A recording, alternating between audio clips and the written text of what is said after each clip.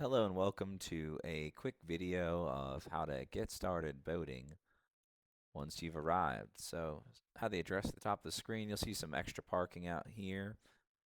Here's the house. Notice the large orange surfboard mailbox. Kind of head up this way and right up into the side yard. No need to knock or announce that you're there. We know you're coming and we'll stay out of your way. You can just kind of march on through like you own the place. You did spend your good money on renting the boat. You have free lay of the land out here. Please feel free to use any of the furniture, sit down, stage your stuff, but also walk on down to the dock and use that fish cleaning station if you want after you catch your fish. And the boat will be parked right here as you see. So you can just hop on, untie it, throw the ropes over, and give it a start. Should look something like this with the power lever in the neutral position. You'll come on down. First thing you want to do is take the kill switch and attach it to yourself somehow, either your shirt, pants, bracelet.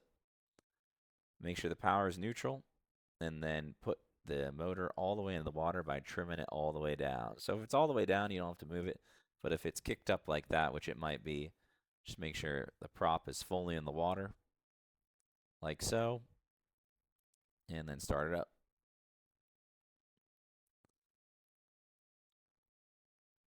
Once it's up and running, you can switch all the electrical on, flipping all the switches up. And then you can turn the GPS on by holding the power button. And turn the sound system on. This one you have to give it a long press until you see infinity light up. It defaults to Bluetooth music, so you can go ahead and search on your phone for infinity. That's what it'll show up as, and get playing the tunes. You also turn the GPS on. It's got a moving map, some charts, and let you know kind of where you're going. And then you can go ahead and push off. Throw it in reverse, and you're out, and you're boating. So it's as easy as that. See, it takes about 3 minutes. Now, obviously, it's going to take you a little longer to get you and your guests aboard, but it could be that fast, and I'm doing it one-handed. Not that I'm a good boat captain or videographer, but I can do both at the same time. That's how easy it is to get going.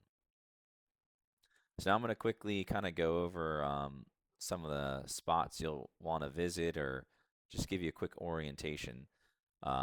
Google Maps is your friend, so you can pull up Google Maps on your phone and leave your little GPS dot up, and it'll help kind of orient you as you're boating around. So this is the general area where you'll most likely keep the boat. If you go any further, you probably, hopefully, know what you're doing, or you're looking to get stuck way out there with a multiple $1,000 sea tow bill. So, however you want to slice it. But there's the high bridge. Let's say you came over here to my house, circling both the bridge and the house, and then kind of showing you the route back through the ICW to my spot. I'm also now going to mark out some of the major spots. So that big long red line's the ski canals that everyone talks about, and that big dot at the end is Party Cove. So if you're meeting your friends in the ski canals and Party Cove, that's where you're going to want to go. As you see, it's very close by. Then I'm going to write out Docks and Snoopy's.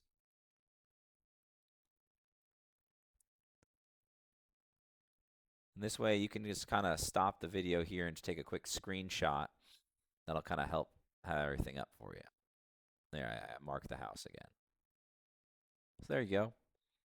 Now I'm going to go over a couple of just rules. So I'm going to mark out the no wake zone. So when you leave and you're in the canals, this whole area is a no wake zone.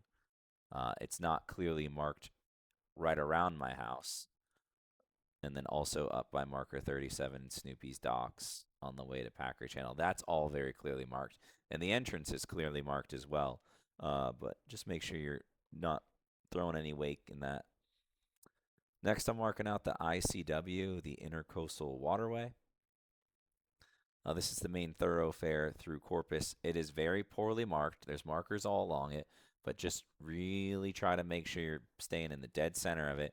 You're going to see bay boats whizzing by going 100 miles an hour through this area and alongside. You cannot do that in this boat. You will get stuck. If you get stuck, which is fairly common for going to one side or the other, it's not a big deal. It's okay. You didn't break anything, most likely. Just get out and push it off. If you do get super, super stuck somewhere, you're going to have to go ahead and call Sea-Tow. I cannot come help you because you're in my boat. So it's going to be on you. But it's pretty hard to do. Just make sure you're kind of paying attention, stay inside the channel markers. It's not too hard. Now I'm going to point out some good fishing areas. Pretty much everywhere is a good spot to fish in Corpus. It's a really great place to catch drum, reds, all types of stuff. But those are some of my favorites. You can find your own. And like I said, you really can't go wrong. All right, so now we're going to go over just some other things. This is the most common thing I get where you're out, you turn the boat off, you're hanging out, partying, doing whatever, and you go to turn it on and it won't start. That's because you don't have the power in neutral. So the power's got to be neutral right there for the boat to start. And you'll see it fire right up.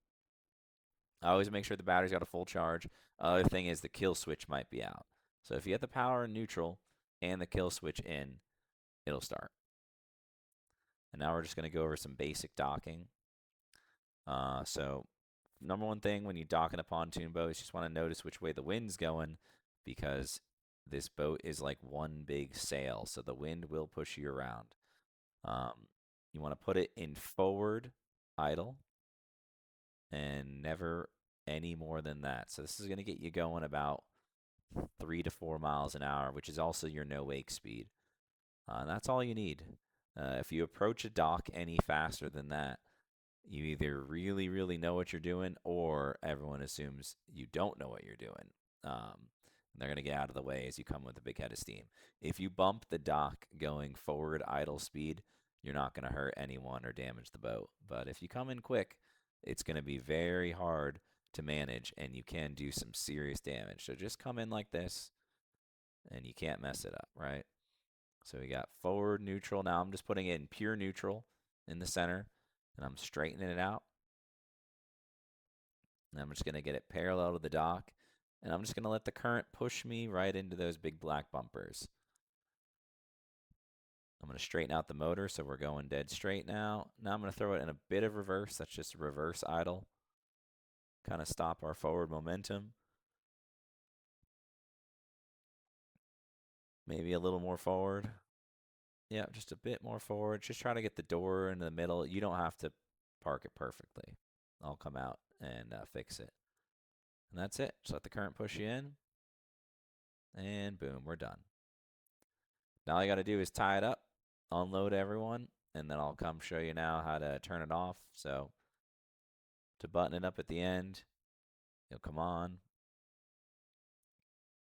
kill the motor, make sure it's in neutral, turn off the GPS, and then flick all these off. And that's it. Super simple. Hope you had a great day on the water.